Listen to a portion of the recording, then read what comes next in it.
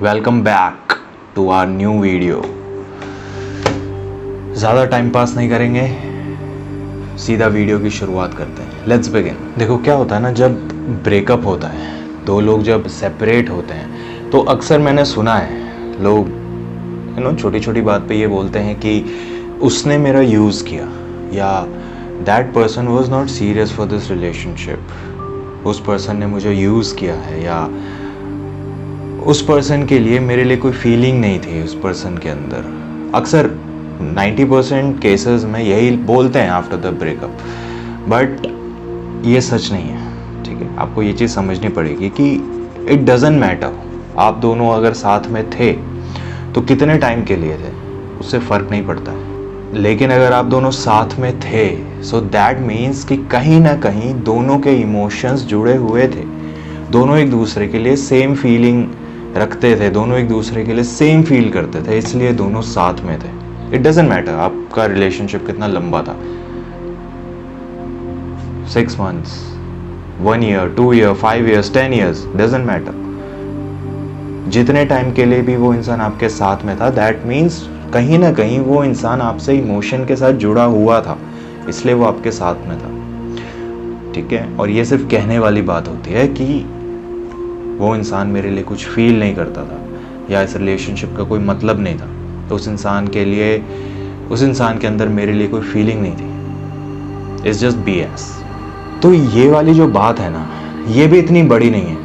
ठीक है, बड़ी बात क्या है ना, बड़ी बात ये है कि जब दो लोग आपस में थे तो इतनी फीलिंग्स और इतने इमोशंस होने के बावजूद वो दोनों अलग हो जाते हैं, वो दोनों एक दूसरे को हर्ट कर देते हैं।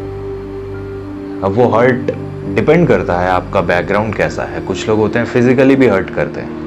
तो जस्ट इमेजिन दोनों के अंदर कितनी फीलिंग्स थी एक दूसरे को लेके, एक दूसरे के साथ इतना इमोशनली कनेक्टेड थे, उसके बावजूद दोनों अलग हो जाते हैं। नोइंगली और अननोइंगली कहीं ना कहीं हर्ट करते हैं एक दूसरे को। वो इसलिए होता है बिकॉज कुछ मिस्टेक्स होती हैं जो दोनों तरफ से होती हैं। एक मिस्टेक ये करता है, एक मिस्टेक ये करता है। मिस्टेक्स की वजह से दोनों एक दूसरे के नज़रों में खटकने लगते हैं, एक दूसरे के दिल में खटकने लगते हैं, और कहीं ना कहीं छोटी छोटी चीज़ें मिल के ना एक बड़ी चीज़ बनाती हैं, और जिसकी वजह से ब्रेकअप होते हैं। आपने सुना है ना, बूंद बूंद से सागर भरता है। सेम केस है, छोटी छोटी गलतियाँ एक दिन बड़ी बन जाती हैं। एक इंसान कुछ और चाहता है, दूसरा कुछ और चाहता है। जो चीज़ मेरे पॉइंट ऑफ व्यू से सही है, आपके पॉइंट ऑफ व्यू से गलत है, और वहाँ पर फिर कॉन्फ्लिक्ट्स पैदा होते हैं, वहाँ फिर कॉम्प्लिकेशंस पैदा होते हैं, क्योंकि दोनों के बीच में अंडरस्टैंडिंग की कमी हो जाती है। आप जब सामने वाले को कुछ समझा रहे हो, वो नहीं समझ पा रहा, आपका पॉइंट ऑफ व्यू नहीं समझ पा रहा, वो आपको कुछ समझा रहा है, आप उसका पॉइंट ऑफ व्यू नहीं समझ पा रहे, तो जिसकी वजह से आप दोनों के बीच में कॉन्फ्लिक्ट पैदा होगा। अंडरस्टैंडिंग की कमी होती है, लव लैंग्वेज की कमी होती है। हम सामने वाले का लव लैंग्वेज नहीं समझ पाते, या हम हमारा लव लैंग्वेज सामने वाले को नहीं समझाते। और by the way, love language पे मैंने ऑलरेडी एक वीडियो बनाई हुई है, नीचे डिस्क्रिप्शन चेक करेंगे, आपको उसमें लव लैंग्वेज पे डिटेल्ड वीडियो मिलेगी, जिसमें मैंने different types of love language के बारे में बात की है। So if you want you can check that out. So anyways, going in the same topic again, तो हम सामने वाले का लव लैंग्वेज समझ नहीं पाते हैं। इसकी वजह से हमारे बीच में अंडरस्टैंडिंग इश्यूज क्रिएट होते हैं, कॉन्फ्लिक्ट्स क्रिएट होते हैं, और इतनी फीलिंग्स होने के बावजूद भी हम अलग हो जाते हैं। तो हमें क्या करना है, कुछ पॉइंट्स हैं, ध्यान से सुनना, ये वीडियो को एंड तक ज़रूर देखना। पॉइंट्स क्या क्या हैं? पहला मैंने पहले ही बता दिया, लव लैंग्वेज। आपको सामने वाले का लव लैंग्वेज समझना है। ठीक है, हमें जानने की कोशिश करनी है कि सामने वाले का प्यार करने का तरीका क्या है, प्यार की भाषा क्या है, वो कौन सी लव लैंग्वेज समझता है। अब उसके लिए लव लैंग्वेज है कि एक्ट ऑफ सर्विस। ठीक है, लेट्स सपोज सामने वाले की लव लैंग्वेज है एक्ट ऑफ सर्विस, बट आप वो छोड़ के आप सब कुछ कर रहे हो उसके लिए। ठीक है, तो उसका कोई फ़ायदा नहीं है ना, सामने वाले को समझ ही नहीं आएगा कि आप उससे कितना प्यार करते हो, बिकॉज उसके हिसाब से प्यार क्या है, एक्ट ऑफ सर्विस, जब आप उसकी हेल्प करोगे। दूसरा पॉइंट मैं बोलूँगा कि अप्रिशिएट करो, अप्रिशिएट करना सीखो, तारीफ़ें करना सीखो।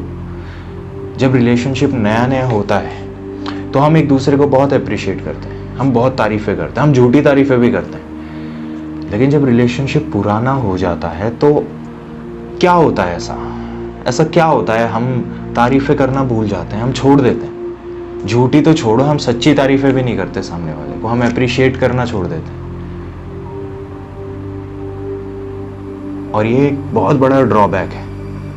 हमें सामने वाले को अप्रिशिएट करना है, हमें सामने वाले की तारीफ़ें करनी है।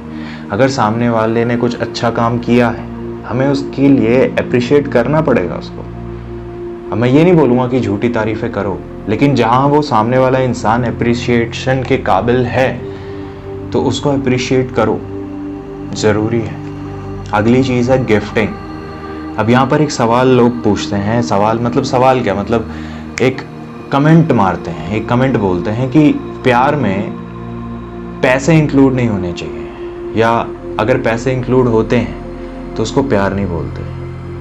अगर वो इंसान मेरे से प्यार करता है तो ज़रूरी नहीं है मैं उसको गिफ्ट दूँ। मैं आपको एक बात बताता हूँ, ठीक है, दो तरह के गिफ्ट्स होते हैं। एक होते हैं जिसकी प्राइस वैल्यू बहुत ज़्यादा होती है, और दूसरी होती है जिसकी इमोशनल वैल्यू बहुत ज़्यादा होती है। तो यहाँ पर मैं किसकी बात कर रहा हूँ, यहाँ मैं बात कर रहा हूँ ऐसे गिफ्ट्स की जिसकी इमोशनल वैल्यू ज़्यादा है।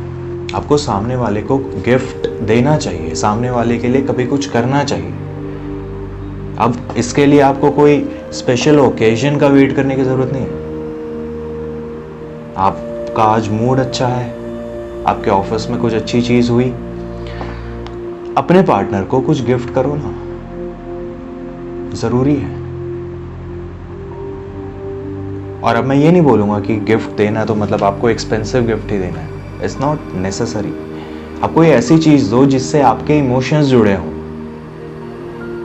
ऐसी कोई चीज़ जो सामने वाला डेली बेसिस पे यूज़ कर पाए, और वो जब उस चीज़ को देखे तो उसके माइंड में सबसे पहले आपका फेस दिखे, सबसे पहले वो आपको याद करे उस चीज़ को देख के। ऐसी कोई इमोशनल वैल्यूड चीज़ देनी चाहिए। अगला पॉइंट है help them in their personal and professional life. कितने लोग हैं ऐसे जो अपने पार्टनर की पर्सनल और प्रोफेशनल दोनों लाइफ में वैल्यू रखते हैं? कितने लोग हैं? Minority of people, not majority, minority. कुछ लोग होते हैं उनकी पर्सनल लाइफ में उनकी हेल्प करते हैं, प्रोफेशनल लाइफ में नहीं करते। कुछ लोग होते हैं प्रोफेशनल में करते हैं, पर्सनल में नहीं करते। कुछ लोग होते हैं दोनों में से किसी में नहीं करते। तो आपको ये चीज़ ध्यान में रखनी है कि आपको अपने पार्टनर की पर्सनल और प्रोफेशनल दोनों लाइफ में हेल्प करनी है। अगर सामने वाले को किसी चीज़ की एडवाइस चाहिए, पर्सनल लाइफ हो, प्रोफेशनल लाइफ हो, करियर से रिलेटेड हो, फैमिली से रिलेटेड हो, किसी चीज़ की अगर एडवाइस चाहिए, हेल्प देम, उनको एडवाइस दो। अगर आपके पास उस चीज़ का सल्यूशन है या उस चीज़ का एक्सपीरियंस ऑलरेडी है तो बताओ, सामने वाले को हेल्प करो। इट शोज़ कि कहीं ना कहीं आपके माइंड में उनके लिए एक रिस्पेक्ट है, उनकी एक वैल्यू है। जब तक आप उनकी हेल्प नहीं करोगे, उनको पता कैसे चलेगा कि आपके अपनी लाइफ की तो वैल्यू है, उनकी लाइफ की वैल्यू है या नहीं है? वो तभी पता चलेगा जब आप उनकी हेल्प करोगे। जब आप उनकी पर्सनल लाइफ में हेल्प करोगे तो वहाँ से पता चलेगा कि आपके लिए उनकी पर्सनल लाइफ की भी वैल्यू है, और सेम केस प्रोफेशनल लाइफ की। तो हेल्प करना बहुत इंपॉर्टेंट है। अगला पॉइंट मैं बोलूँगा कि spend your some time with them. ठीक है, क्वालिटी टाइम स्पेंड करो, ज़रूरी है। क्या होता है ना, कुछ लोग इतने ज़्यादा करियर ओरिएंटेड पीपल होते हैं, इतने ज़्यादा करियर में उलझे हुए होते हैं ना कि वो अपनी पर्सनल लाइफ को इग्नोर करते रहते हैं, वो अपने पार्टनर को इग्नोर कर देते हैं, ज़रा सा भी टाइम नहीं देते। जिसकी वजह से क्या होता है ना, पार्टनर के दिल में एक ग्रज बैठता है। ना चाहते हुए भी उस इंसान के दिल में एक ग्रज आ जाएगा कि आप उसको प्रायोरिटी नहीं समझते, आप उसको प्रायोरिटी देते नहीं, आप उसकी वैल्यू नहीं समझते हो। तो आपको क्या करना है? आपको उनके साथ टाइम स्पेंड करना है, क्वालिटी टाइम स्पेंड करना है। और क्वालिटी टाइम का मतलब क्या होता है? टाइम स्पेंड करने का मतलब ये नहीं कि आप उसके साथ बैठे हो और आप अपने ऑफिस की पूरे दिन की बातें उसको बता रहे हो, अपनी पूरी फ्रस्ट्रेशन की बातें उसको बता रहे हो। वो इंसान ऑलरेडी परेशान है यार। आपको क्या करना है, जब आप उनके साथ टाइम स्पेंड करोगे ना, आपको सिर्फ आप दोनों के बारे में बात करना है, आपको सिर्फ उस रिलेशनशिप के बारे में बात करना है, आपको ये चीज़ बतानी है कि आप उस रिलेशनशिप के लिए कितने सीरियस हो, आपको ये चीज़ बतानी है कि आप अपने पार्टनर को लेके क्या सोचते हो, ये रिलेशनशिप कहाँ जाएगा, क्या फ्यूचर है। Share your plans, share your feelings, बहुत इंपॉर्टेंट चीज़ है।